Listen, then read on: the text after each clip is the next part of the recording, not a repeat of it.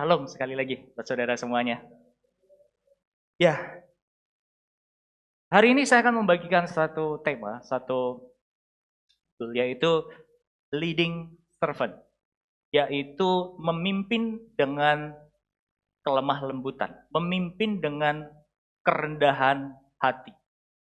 Saudara, kalau Anda perhatikan, kalimat ini sebetulnya janggal.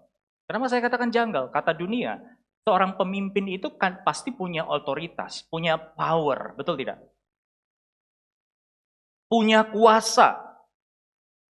Tapi anehnya, kita diajarkan oleh Tuhan Yesus untuk apa? Memimpin dengan kerendahan hati, memimpin dengan humbleness, memimpin dengan hati seorang hamba. Coba.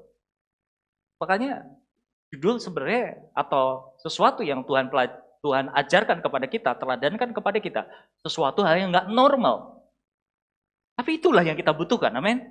Supaya apa? Kita bukan jadi bos, tapi kita menjadi pemimpin yang apa? Humble. Yang menjadi apa? Inspirasi. Yang menjadi impact. Yang menjadi inspirasi. Bukan karena kita jago, bukan karena kita ahli, bukan karena skill leadershipnya kita keren, tapi karena kita punya hati untuk apa? Humble, mau tunduk. Dan itu yang Tuhan Yesus ajarkan kepada kita semua, saudara. Dan itu yang saya mau bagikan. Dan sejujurnya waktu saya menyusun khotbah ini, materi ini, agak sedikit struggle. Karena apa? Hari-hari ini saya sedang bergumul, saya sedang resah. Saya ketularan Billy, transfer spirit mungkin. Jadi pastor keresahan. Tapi justru itu yang menggugah hikmat, menggugah hati Tuhan, saudara. Supaya apa? Ya kita menemukan kebenaran. Apa yang saya resahkan, saudara? Hari-hari ini, kalau kita mau jujur, banyak sekali dan kondisinya sudah nggak sehat tentang lintas generasi. Hubungan antar lintas generasi. Dan setiap generasi mengklaim bahwa generasi baby boomer, generasi X, generasi milenial, Gen Z, Gen Alpha, masing-masing merasa jago, masing-masing itu merasa generasi saya adalah generasi yang paling strong, generasi saya adalah generasi yang paling unik, generasi saya yang paling generasi kreatif dan seterusnya dan seterusnya. Generasi saya adalah generasi yang tahan banting. Dan PR saya adalah apa? Bagaimana menggabungkan leading servant dengan perbedaan generasi ini. Mudah-mudahan ini nggak hanya cocokologi, saudara, tapi ada benang merahnya. Nah, saya akan mulai dengan gambar ini. Wuhu. Siapa yang relate?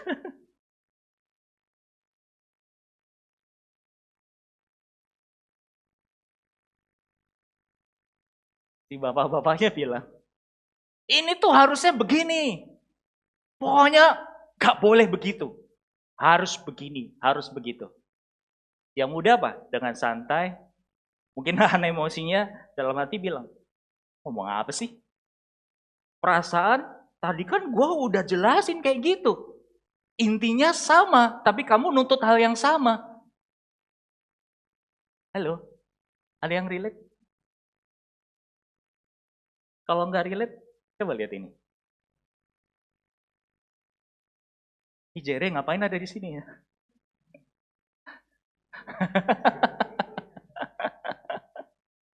Kalau Jere lihat ini Jer, lihat foto Jer. Nah, ini yang terjadi di keluarga, saudara. Ya, orang tuanya, papanya bilang apa? Itu aja lemah, itu aja masa nggak bisa. Ayo dong, jangan males. Ayo dong, bangkit. Anaknya bilang apa? Papa bisanya cuma nuntut, nggak pernah kasih uang. Oh, uang ya. Papa bisanya apa? Tuntut. Gak pernah kasih ruang buat aku. Gak pernah kasih teladan. Saudara, fenomena ini real. Fenomena ini ada di sekeliling kita. Saya tidak sedang membela satu generasi, percayalah. Karena apa? Setiap generasi punya perjuangannya masing-masing. Gak peduli gengsi. Gak peduli milenial, gak peduli X, gak peduli boomer. Semua punya perjuangannya masing-masing. Semuanya punya kekuatannya masing-masing. Tapi juga semuanya punya kelemahannya masing-masing. Kita mulai dari satu-satu ya. Generasi boomer. Lahir 1946 sampai 1964. Ada di sini? Gak usah angkat tangan juga gak apa-apa. Tapi singkatnya begini saudara. Begini saya akan cepat ya. Nanti kalau saudara butuh datanya saya akan kasih. Yang lebih lengkap lagi. Banyak dibentuk oleh apa? Survival dan stability. Ya. Mereka belajar, bekerja keras, bertahan, loyal, dan tidak apa? Mudah menyerah. Kekuatannya di mana saudara? Endurance. Daya tahannya. Tetapi kekuatan yang tidak disertai kerendahan hati bisa berubah menjadi blind spot. Ya, makanya tadi gambar ini ketika berhadapan dengan anak yang generasinya berbeda, langsung stempel. Itu aja lemah, itu aja masa nggak bisa. Ayo dong bangkit. Dulu papa nggak begitu. Dulu mama diajarkan begini. Dan seterusnya. Nah, kenapa sih karakteristik ini muncul, saudara? Yang pertama, yang tidak bisa didina, yang tidak bisa dihindari, saudara. Generasi baby boomer ini dibesarkan oleh kondisi peperangan zaman itu. Makanya ketika 1946 sampai 1964 ini kan masa transisi. Indonesia masih dalam masa penjajahan, betul tidak? Saudara kebayang ketika masa-masa penjajahan,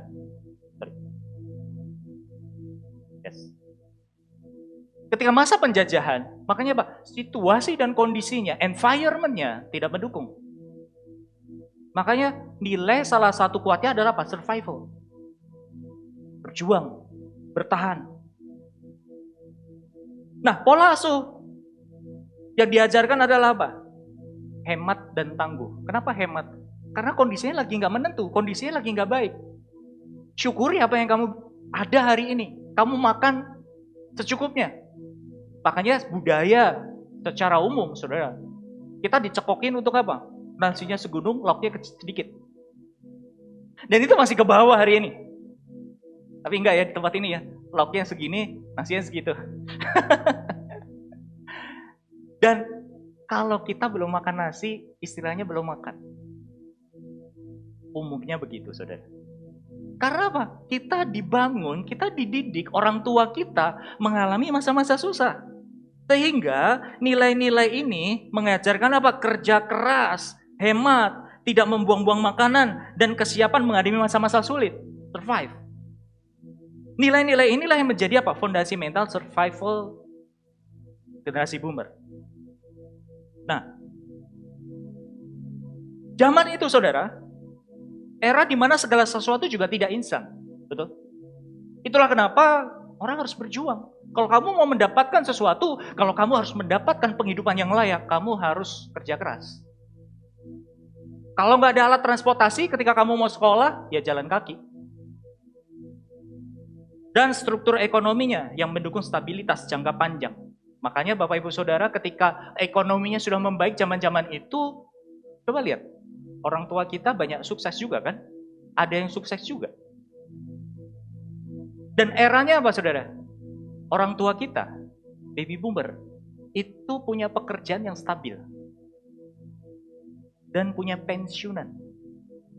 Bandingkan sama hari ini. Mana ada?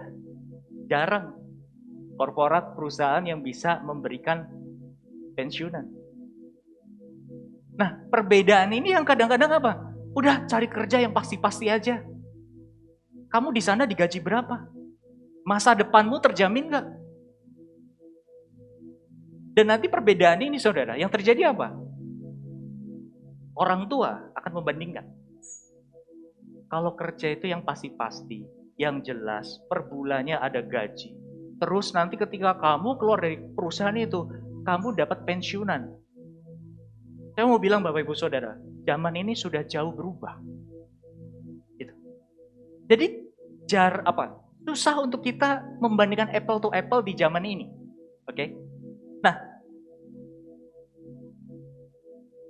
yang berikutnya adalah Gen X yang terlahir di 1965 sampai 1980. Ada di sini? Angkat tangan. Mata saya langsung. Banyak dibentuk oleh apa? Security dan independence. Keamanan dan kemandirian. Mereka belajar tentang mandiri, mereka belajar tentang pragmatis, mereka belajar tidak banyak bicara, tapi cari jalan keluar.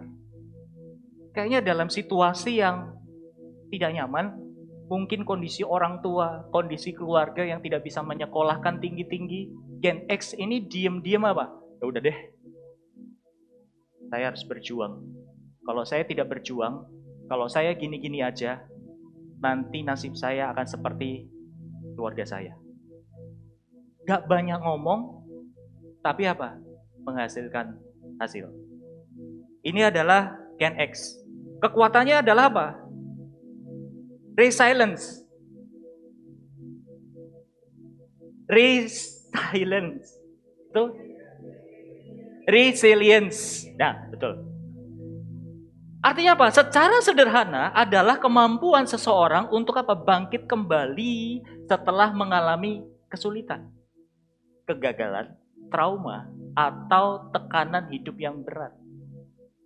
Makanya saudara, Gen X ini mau dibanting sana, mau dibanting sini, dia tetap apa? Bisa berdiri, bisa bangkit. Jadi ibaratnya saudara, Gen X ini adalah seperti karet gelang yang ditarik-tarik, yang bisa lentur, yang bisa fleksibel. Nah, tetapi blind spotnya apa? Bisa menjadi jangan terlalu banyak perasaan, jalanin aja. Makanya saudara, kalau maaf ya, Gen X ini jadi orang tua, blind spotnya apa? Akan mudah bicara kepada generasi di bawahnya. Udahlah, gak usah baperan. Diam aja, jalanin. Itu aja kok lemah, itu aja kok baperan.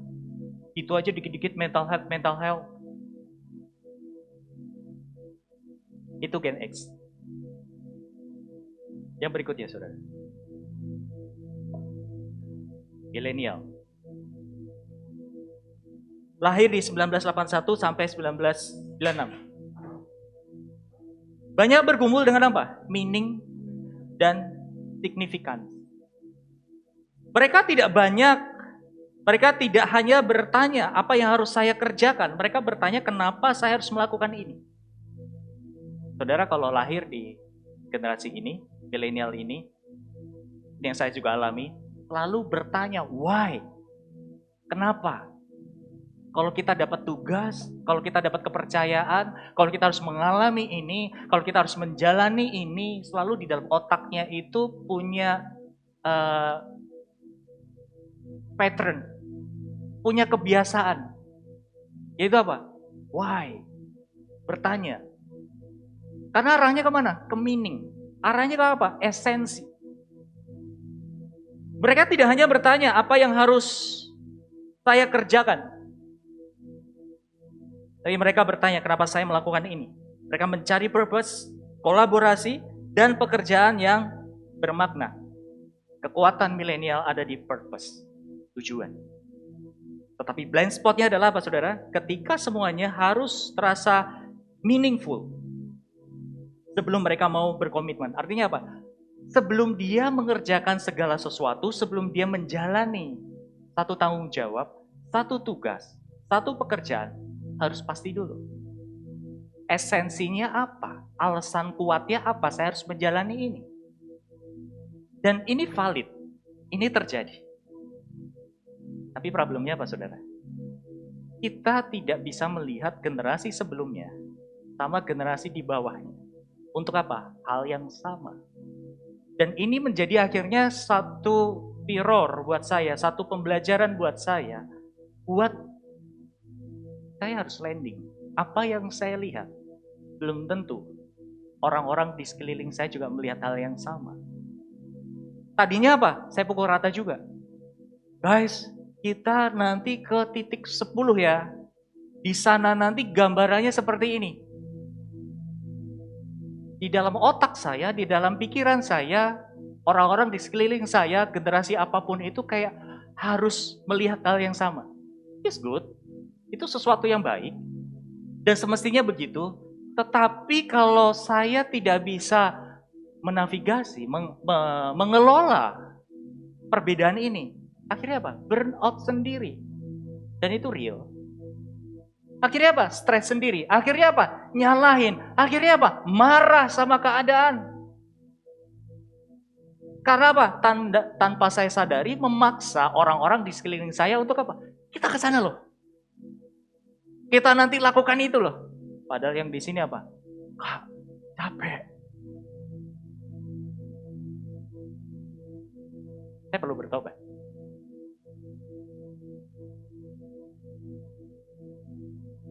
Nah,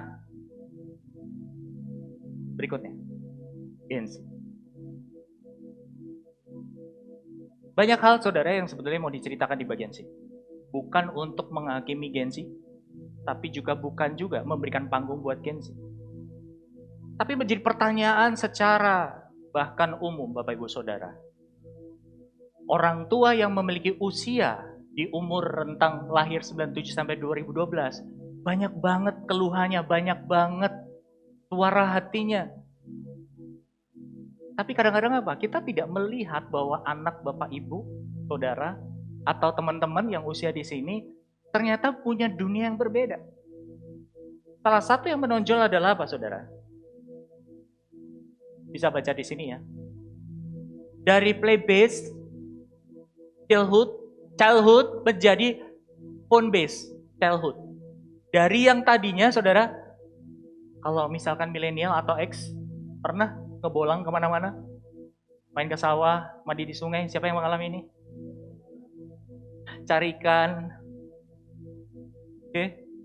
Terus kita main, pulang-pulang, mungkin kaki kita berdarah. Oke. Pulang-pulang kita mungkin nangis. Karena apa? Kita kalah main. Bukan kalah main judi, bukan. Permainan. Ya. Dan ternyata, Saudara, itu mempengaruhi emosional. Itu mempengaruhi keadaan kita, Saudara. Itu mempengaruhi apa? Kedewasaan kita, cara berpikir kita. Ya. Dan problemnya adalah Gen Z lahir pada saat apa? Semua serba high-tech. Digitalisasi itu menguasai. Sosial media itu menjamur. Akhirnya apa? Mudah untuk membanding-bandingkan. Dan mencerna informasi yang berlebihan. Overload. Nah, saya dikasih satu referensi sama rekan kita, Altea, yang udah baca bukunya. Judulnya adalah The Anxious Generation, ya, yang ditulis oleh Jonathan Haidt. Menggambarkan sebuah pergeseran dari yang tadinya anak kecil punya ruang bermain. Sekarang ruang bermainnya diganti dengan smartphone. Dulu anak-anak lebih banyak belajar kehidupan melalui apa? Dunia nyata. Bermain, jatuh, bertengkar, berdamai, mencoba, lalu gagal, lalu mencoba lagi. Sekarang semakin banyak kehidupan berpindah ke layar. Sorry, saya harus bilang ini. Itulah kenapa Bapak Ibu Saudara, teman-teman, khususnya Gen Z, kalian punya problem untuk apa? Ketika mau melangkah, ada rasa apa? Takut. Apapun yang dikerjakan selalu dikuasai oleh apa? Fear. Kenapa? Teman-teman lahir dengan apa? Teknologi. Semua serba instan. Informasi banyak. Itulah kenapa kadang-kadang kalau kita nasihati atau dengar khotbah, dapat seminar mungkin, materi apapun, kayak, udahlah, gue udah tahu. Gue lebih tahu. Kenapa? Informasi di mana Gen Z lahir banyak banget aksesnya. Permasalahan terbesarnya apa, Saudara? Ini.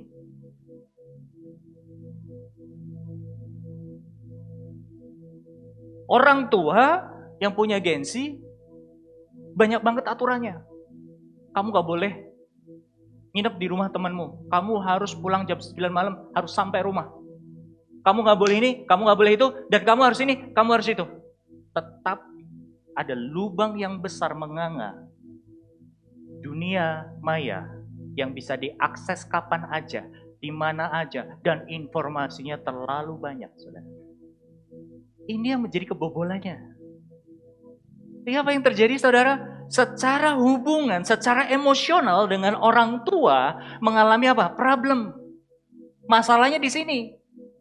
Secara emosional dengan orang tuanya, anak dengan orang tua, dengan papa, dengan mamanya, merasa anak dikekang, merasa anak kayak dikebiri, merasa anak gak dikasih ruang dan sebagainya. Tapi di satu sisi dia mendapatkan informasi yang banyak banget. Dan dia ngerti, harusnya papa gak begitu. Harusnya mama gak begitu. Harusnya parenting tuh begini. Harusnya umur di usia saya tuh saya diginiin, digituin dan seterusnya dan seterusnya. Ini yang mengakibatkan apa, saudara? Terjadi ketimpangan. Sadar ya? Dan tanpa disadari, anak marah sama orang tua. Marah yang berlama-lamaan akhirnya menjadi apa? Kepahitan. Malas cerita. Begitu sebaliknya, saudara, orang tua ngerasa kayak apa? Kok kamu ada apa-apa gak pernah cerita sih? Karena mohon maaf, ini sudah tertimpa. Itu kondisi yang terjadi, saudara. Paham ya?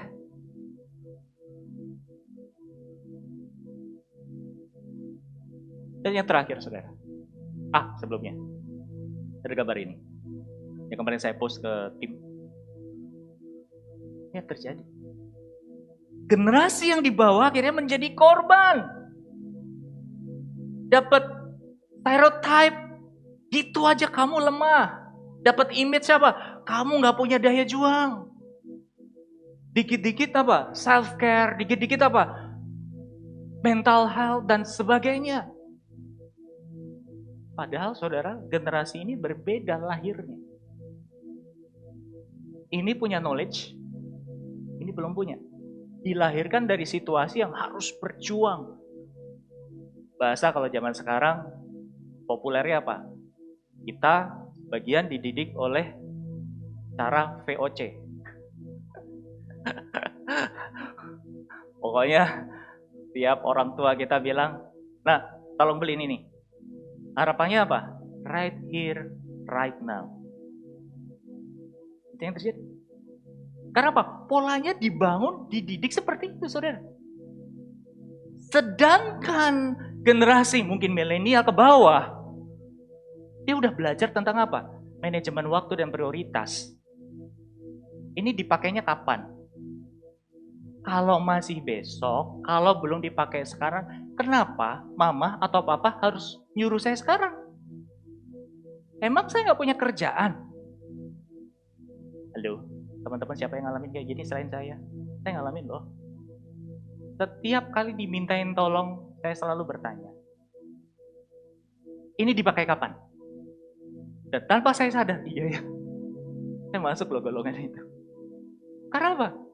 Harus ada meaningnya, harus ada alasannya dulu.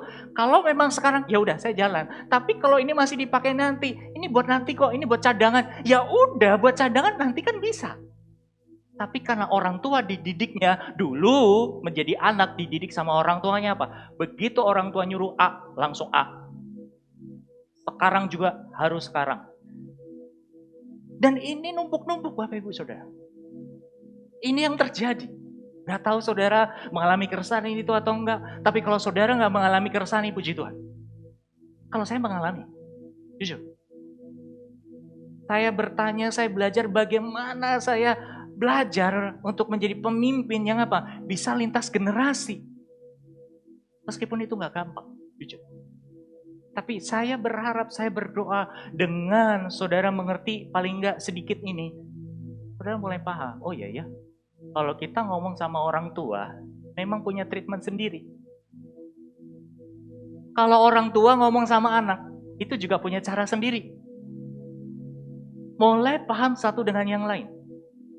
Oke? Nah, yang terakhir saudara. Bukan khotbahnya yang terakhir. Tapi generasi yang terakhir yang saya mau bahas adalah apa? Nih, Gen Alpha, Cio. Sama satu lagi mana? Joel. Dia sedang tumbuh hari ini, saudara. Mereka bukan hanya digital native. Mereka adalah generasi yang tumbuh bersama. Apa sih yang disebut digital native? Gini, kalau saya membandingkan adalah digital imigran. Tahu ya imigran ya, artinya apa? Bukan penduduk asli tapi pendatang. Seperti saya, milenial, itu adalah sebenarnya imigran. Sama dunia teknologi. Karena kami lahir, tadinya belum ada teknologi. Dia ketika teknologi itu masuk, saya harus belajar. Nah, Gen Z, Gen Alpha, itu ada, dia lahir sudah ada digital. Paham Bapak Ibu? Saya khotbahin Bapak Ibu di sini buat teman-teman ya. Sehingga apa? Dia tahu operate-nya, dia tahu cara pakainya. Dan saudara kalau Anda lihat, sebagian besar yang memakai generate AI yang terlalu banyak kontennya seperti ini adalah milenial dan boomer. Saya akui. Nanti gambarnya agak gelap, ada warna emasnya, gelapnya gitu ya. Dikit-dikit di-generate.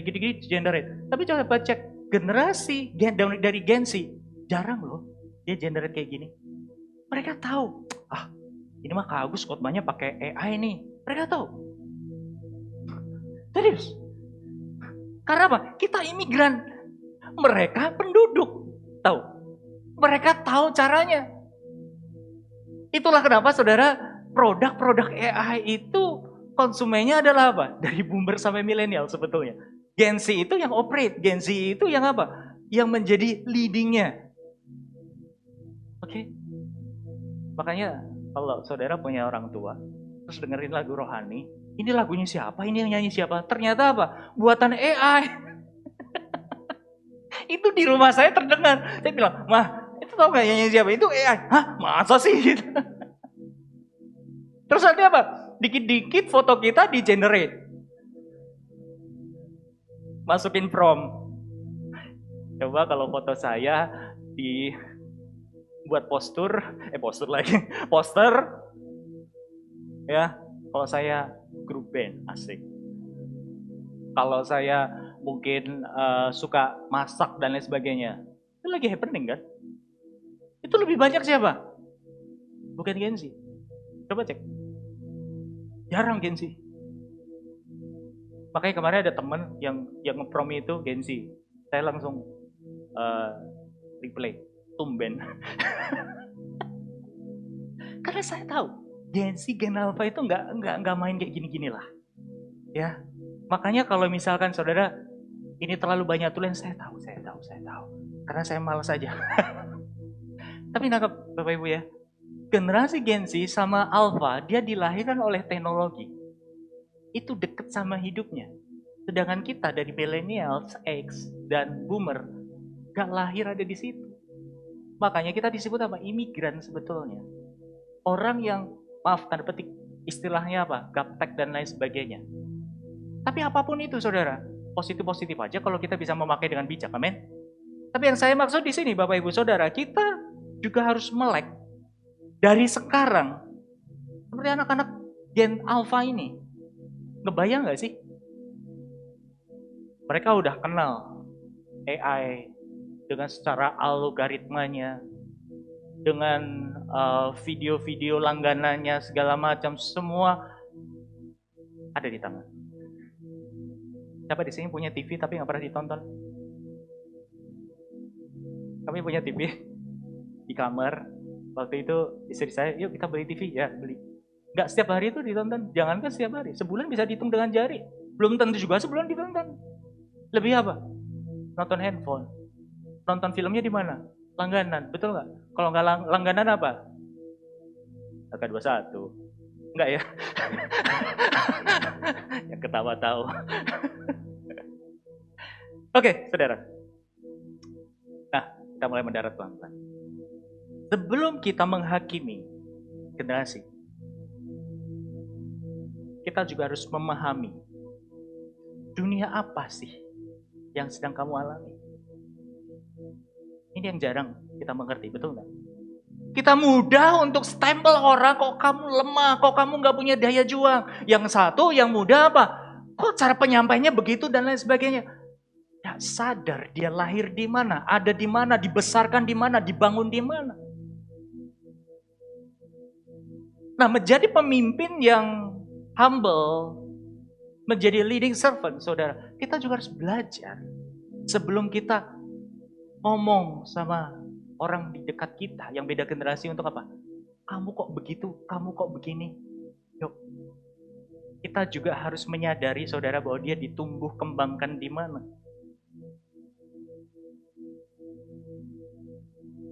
Nah, ini kalau yang boleh, kalau misalkan saya recap, saudara. Setiap generasi punya kekuatan, punya poin plus, tapi juga punya apa? Punya blind spots. Boomer membawa apa? Experience, pengalaman. Gen X membawa apa? Daya juang. Diem-diem, udah pokoknya diberesin aja. Kalau jatuh, bangkit. Milenial apa?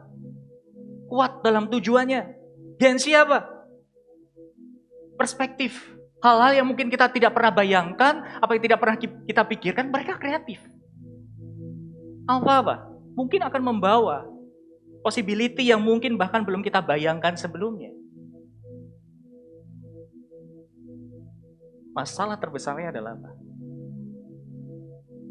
Bukan sebuah perbedaan, tapi pride.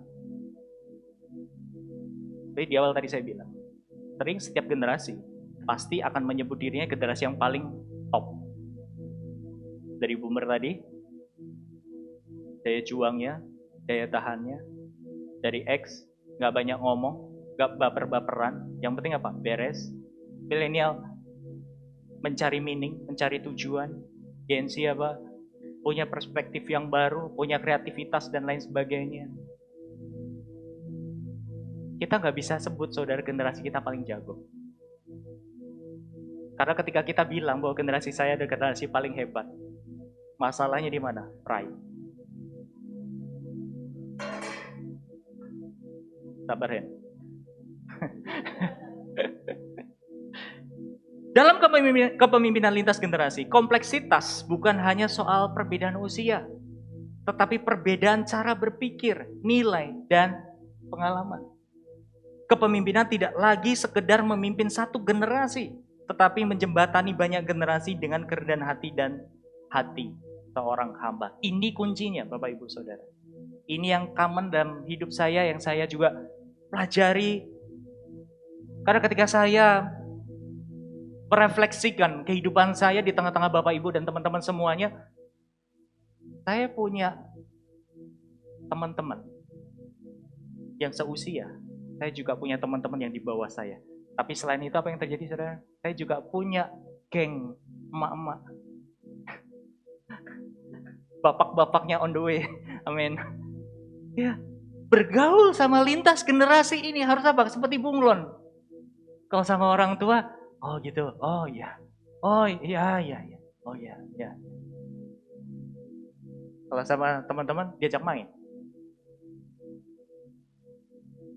Jadi masalahnya bukan perbedaan di sini, tapi apa? Kerendahan hati untuk melihat perbedaan generasi itu dan bagaimana kita mempelajarinya. Karena itu, saudara, untuk memimpin orang yang berbeda dengan kita membutuhkan lebih dari sekedar leadership skill. Bukan cuma jago soal memimpin, tapi kita membutuhkan apa? Hati seorang hamba. Karena kuncinya apa? Let's say gini, saya hari-hari ini banyak berkomunikasi dengan Gen Z. Gak jarang saya juga melukai mereka. Saya sadar, saya tahu. Tanpa saya sadari. Bahkan, maksudnya kadang baik. Ketika teman-teman di bawah saya curhat, dia sedang terbuka, dia sedang jujur keadaannya, dan POV saya apa? Oh, kamu kan punya masalah. Solusinya ini. Masuk akal nggak? Masuk. Tapi problemnya apa? Beda POV.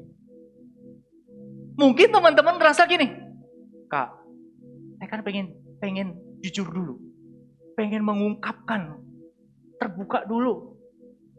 Kamu diem dulu. Sedangkan saya di posisi apa? Itu kan masalah. Tujuannya nggak gitu. Harusnya 1 tambah 1 sama dengan 2. Bukan cuma cerita doang. Masuk akal nggak sebetulnya? Masuk akal. Tapi ketika di dalam sebuah hubungan, ini bisa menghasilkan luka tanpa kita sadari. Karena itu tadi, beda POV. Yang di sini pengen mencurahkan hatinya dulu, diberikan ruang untuk apa? Untuk berkeluh kesah, menyampaikan ide, menyampaikan gagasannya. Dan kita generasi yang paling lebih dulu, sering sekali apa? Gak sabar nahan nasihat, gak sabar ngasih solusi. Padahal kebutuhannya waktu itu kadang-kadang apa? Didengar dulu. Akhirnya saya belajar. Dan waktu kita mendengar tentang keterbukaan, tentang kejujuran, orang di dekat kita, entah itu anak, entah itu generasi di bawah kita, sudah jujur, izin. Kadang gak nyaman. Kadang gak nyaman. Bukan kadang. Banyak gak nyamannya. Itu terjadi. Dan kita sebagai orang yang lebih dewasa, generasi yang lebih duluan saudara, yang terjadi apa? Otomatis. Buat apa? Nasihatin. Gak bisa begitu. Jangan ini, jangan itu. Kok kamu begini? Kok kamu begitu? Yang di sini, generasi di bawahnya apa? Gak bisa diajak ngomong males cerita. Jadi itu terjadi. Jadi Bapak Ibu Saudara mohon. Ya, kalau Bapak Ibu sebagai orang tua mengharapkan anak bisa curhat, anak bisa menjadikan Anda orang tua yang menjadi safe place, kasih ruang. Sering sekali kitanya apa? Hari ini sebagai orang tua bilang ke anaknya untuk apa? Kamu jujur dong, kamu terbuka dong. Jangan terbuka sama sahabatmu doang. Jangan terbuka sama orang-orang itu doang. Kamu terbuka dong. Problemnya adalah apa? Selama dia kecil, orang tua kasih ruang gak? Selama dia kecil, orang tuanya ngasih teladan gak? Orang tua bisa curhat sama anak. Ini problem yang terjadi. Ini yang menjadikan jembatan itu terputus, Bapak Ibu. Ini kami juga alami walaupun kami belum punya anak secara biologis. Tetapi di dalam mentoring juga terjadi. Ada momen di mana anak-anak kita mentoring juga apa? Sulit untuk terbuka. Ada titik di mana bahkan kita juga mendapati ketika mereka jujur. Kenapa kamu gak cerita? Males kak. Paling ketemu Agure juga dinasihatin gini-gitu doang. Serius. Akhirnya di situ kami belajar. Ya. Kita jadi mentor kadang-kadang juga sama nih. Orang tua relate. Itu terjadi. Akhirnya kami belajar. Dalam keadaan yang kadang gak baik, stamina yang kurang, sekarang saya invest waktu, tenaga, perasaan. Buat teman-teman. Buat apa? Dengerin. Hanya dengerin. Nah waktu dengerin saudara apa yang terjadi? Capek gak? Capek. Disitulah belajar kerendahan hati. Disitulah belajar tentang apa? Humbleness. Disitulah belajar tentang apa? Hati seorang mbak. So, saya dorong Bapak Ibu yang sebagai orang tua, kalau Anda mengharapkan anak bisa terbuka segala macam, invest waktu, invest perasaan, invest ruang. Makanya beberapa waktu lalu kita kerjasama dengan satu pelayanan namanya GBS, dengan Life Center, generasi buka suara. Karena itu yang sebenarnya mereka butuhkan. Tetapi juga bukan berarti suaramu juga apa? Valid 100% harus didengerin. Fair-fairan dong. Kamu boleh terbuka, tapi yuk sama-sama kita ngobrol. Kita sama-sama rumuskan.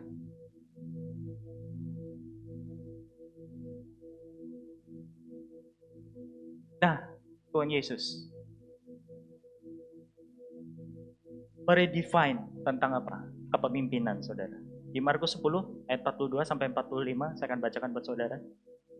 Tetapi Yesus memanggil mereka lalu berkata, kamu tahu bahwa mereka yang disebut pemerintah bangsa-bangsa memerintah rakyatnya dengan tangan besi. Dan pembesar-pembesarnya menjalankan kuasanya dengan keras atas mereka. Tidaklah demikian di antara kamu. Barang siapa ingin menjadi besar di antara kamu, hendaklah ia menjadi pelayanmu. Dan barang siapa ingin menjadi yang terkemuka di antara kamu, hendaklah ia menjadi hamba untuk semuanya. Karena anak manusia juga datang bukan untuk dilayani, melainkan untuk melayani.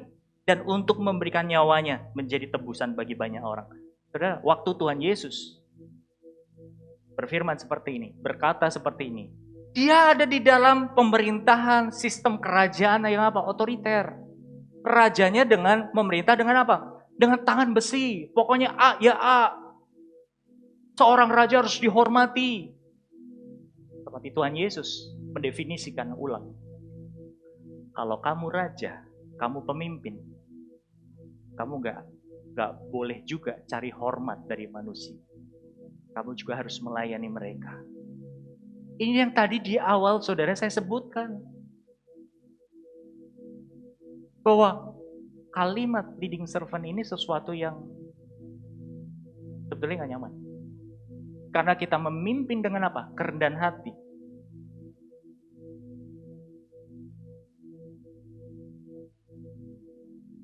Strong enough to lead, humble enough to listen, secure enough to serve. Artinya apa saudara? Cukup kuat untuk memimpin, cukup rendah hati untuk mendengarkan. Cukup aman untuk apa? Melayani. Saya mau bilang gini, saudara. Jadi pemimpin enak nggak? Halo? Jangan bilang loh, saya kan nggak pemimpin. Kita semua pemimpin, amin. Pemimpin bukan posisi, pemimpin bukan sebuah tugas, tapi pemimpin adalah mentalitas. Tapi saya mau bilang gini Bapak Ibu Saudara. Pemimpin itu adalah posisi yang sebetulnya riskan. Ada teman saya yang bilang begini, kita sebagai pemimpin itu sebagai tempat sampah ya. Disalahin. Terus apa? Salah mengerti. Diambekin mungkin. Nggak bicara di posisi di tempat gereja atau pekerjaan saja. Di rumah pun saudara, sebagai mungkin kepala rumah tangga, sebagai ibu rumah tangga, atau mungkin sebagai kakak. Sama nggak? Sama. Kita yang menduduki posisi lebih di atas, ini sering sekali apa? Mudah disalah pahami, mudah disalah mengerti. Dan akhirnya ini nilai yang saya pegang. Kalau saya nggak sehat, saya nggak secure, saya bisa gila beneran. Karena sometimes apa saudara? Jujur, ketika kita melayani, kita dengarkan ya keluhan kesah teman-teman atau orang kita layani, tim kita, protesnya mereka, nggak terimanya, segala macam. Banyak banget. Ini baru satu kelompok, misalkan gini. Nanti kalau yang di sisi kiri, itu sisi kanan. Kalau yang di sisi kiri, protesnya beda. Gus, harusnya begitu, harusnya begini dan begitu. Dan hari demi hari, itu saya juga dengar. Ada nggak sih pergumulan saya pribadi? Ya ada lah. Kita sama-sama manusia. Tapi problemnya apa? Kadang saya juga nggak punya ruang. Untuk apa? Menyampaikan isi hati. Tapi syukur kepada Tuhan, saya belajar dari Daud. Daud ketika dia mengalami masalah, pergumulan, lain sebagainya, dia lari ke Tuhan. Dia dikejar sama Saul dan anak buahnya, saudara. Dia difitnah dan lain sebagainya. Tapi dia sembuhkan hatinya sama siapa? Sama Tuhan. Tapi poin di sini saya mau sampaikan, saudara, bukan berarti Anda, teman-teman dan Bapak Ibu saudara nggak boleh curhat sama saya. Saya hanya mau terbuka. Bahwa sebenarnya sebagai seorang pemimpin itu benar-benar bisa stres, bisa gila. Kalau kita nggak sehat. Makanya apa? Belajar. Hati humble. Hati seorang yang melayani. Posisi saudara apapun. Belajar untuk mendengar. Belajar untuk apa? Melayani.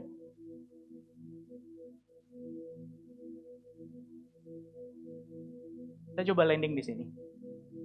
Bahwa ternyata Tuhan Yesus itu bisa menyelamatkan kita, bisa relate sama kita. Kita bisa masuk ke dunia Tuhan Yesus karena apa? Tuhan Yesus yang turun ke dunia kita. Sadar nggak ini?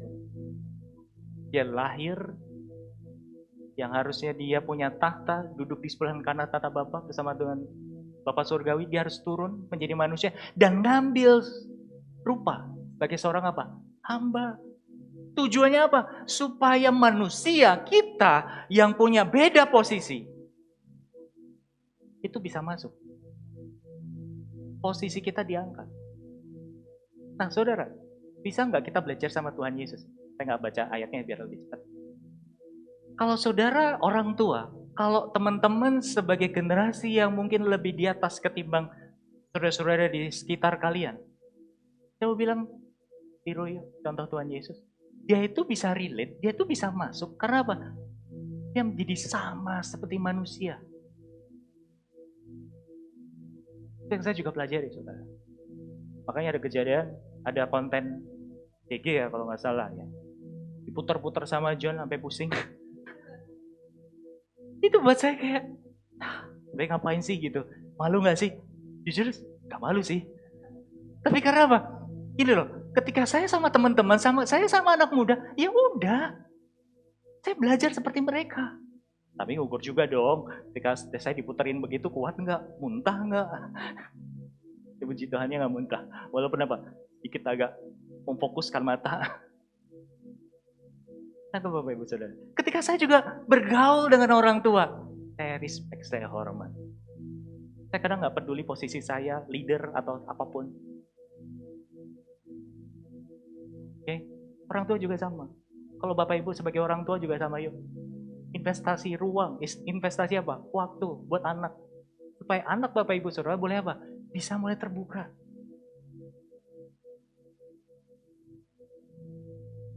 The ability to live your word, to enter someone else's world. Artinya apa? Kemampuan meninggalkan duniamu untuk masuk ke dunia seseorang. Ini cara masuknya. Jadi nggak lagi di zaman saya dulu. Kadang-kadang dalam sebuah mentoring atau mungkin percakapan, yang satu lagi curhat, biasanya yang lebih dewasa, yang lebih banyak pengalamannya akan apa? Dulu. Salah nggak? Enggak. Tapi kita mulai belajar yuk. Untuk apa? Kasih ruang untuk dengar dulu. Itu juga terjadi sama saya. Ketika kita ada di dalam satu konseling kita cerita ini itu, kita langsung relate. Ya kan, dulu saya juga sama. Dulu kan juga sama. Dan kita auto untuk apa? Untuk mengcompare. Alasannya sih sebenarnya baik saudara. Buat apa? Ngasih inspirasi, ngasih solusi. Tapi balik lagi, sometimes yang dibutuhkan oleh generasi di bawah adalah apa? Please, aku tuh pengen curhat dulu, dengerin. Mungkin jawabannya bukan hari itu. Mungkin waktu itu cuma apa? Kita butuh mendengar dulu. Amin. Dan itu melayani dengan apa? Rendah hati.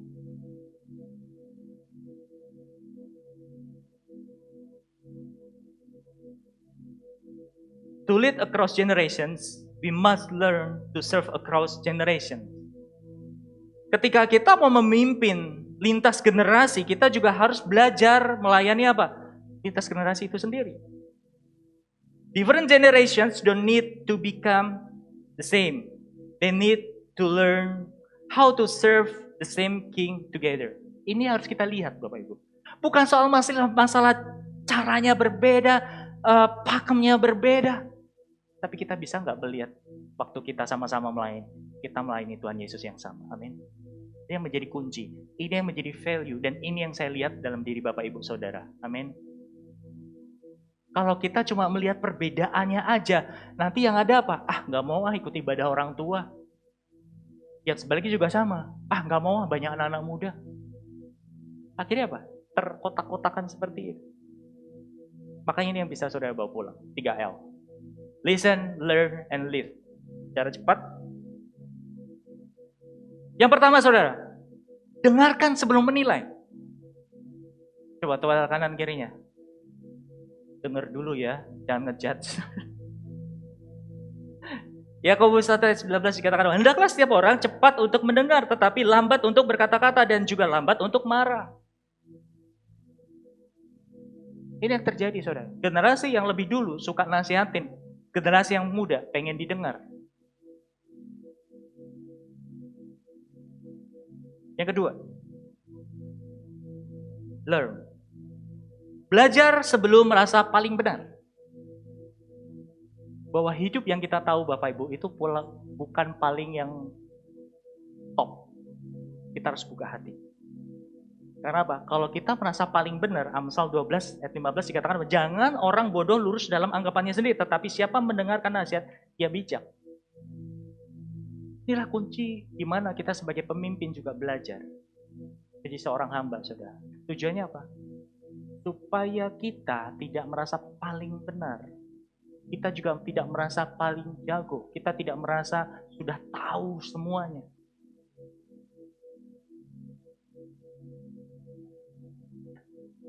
Every generation has something to teach and something to learn. Setiap generasi memiliki sesuatu untuk diajarkan dan sesuatu untuk dipelajari. Ini yang saya coba adopsi, Bapak Ibu Saudara. Waktu saya berhadapan dengan generasi di bawah saya belajar untuk apa? Banyak mendengar. Saya kasih ruang lebih banyak, walaupun sometimes jujur. Kadang kayak, aduh, saya lagi capek, tapi harus dengerin. Tapi itulah pelayanan. Itulah untuk menyelamatkan generasi. Dan yang ketiga dan terakhir adalah apa? Angkat orang lain, bukan diri sendiri. Bukan pekerjaan mudah.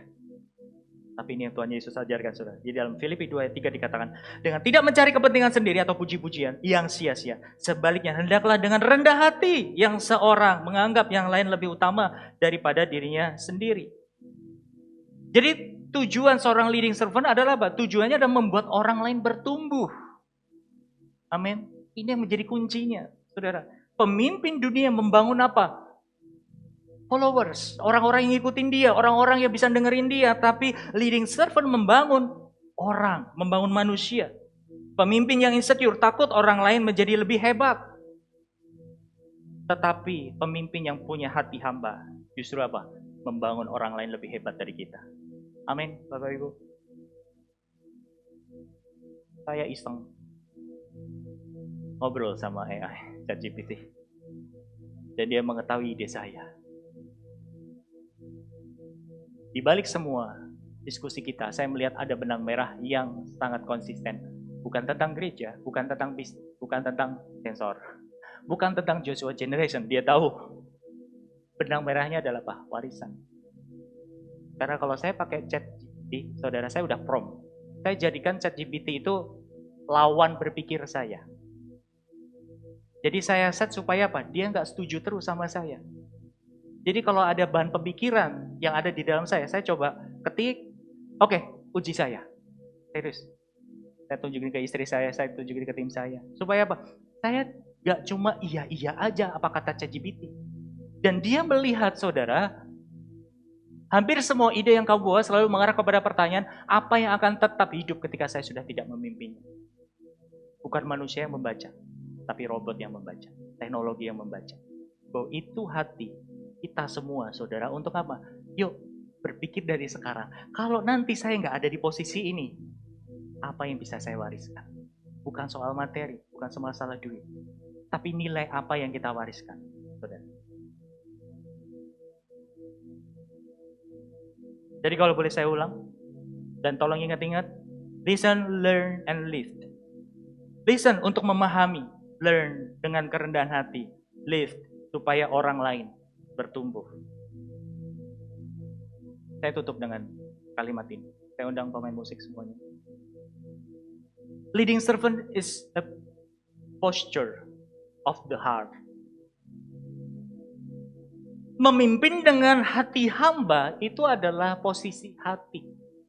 Walaupun kita punya posisi, walaupun kita punya kuasa dan otoritas, tapi kita pegang itu enggak. Nah, saya ajak Bapak Ibu Saudara untuk merenungkan. Saudara posisinya orang tua, saudara posisinya leader, mungkin di perusahaan, mungkin di pelayanan dan dimanapun saudara berada. Tapi saya mau ajak saudara mulai hari ini, belajar yuk menjadi pemimpin yang punya hati hamba.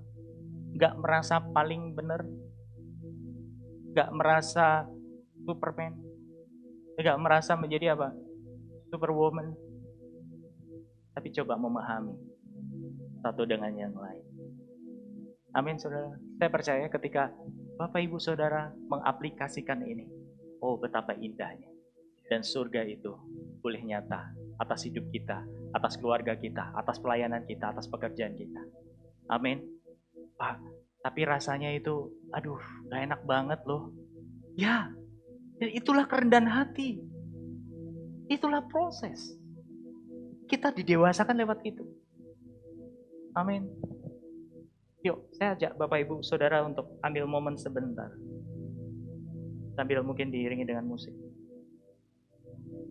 Masing-masing yuk kita merenungkan posisi saudara di dimanapun. Bapak Ibu sedang diberi tugas oleh Tuhan apapun itu. Diberikan promosi Tuhan apapun itu. Coba renungkan. Apakah iya saya udah punya hati seorang hamba?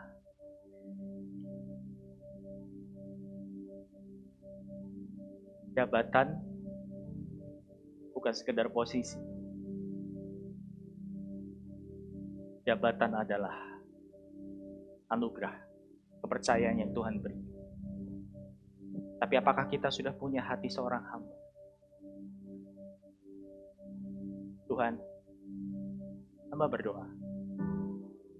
Siang hari ini, biarlah pemulihan terjadi lintas generasi. Terutama berdoa juga Tuhan, buat setiap generasi anak, maupun di milenial, Gen Z, ataupun Alpha. Tuhan, kalau ada luka di dalam diri mereka, please, sembuhkan. Buat juga mereka mengerti Tuhan, posisi orang tuanya dididik dengan segitu kerasnya.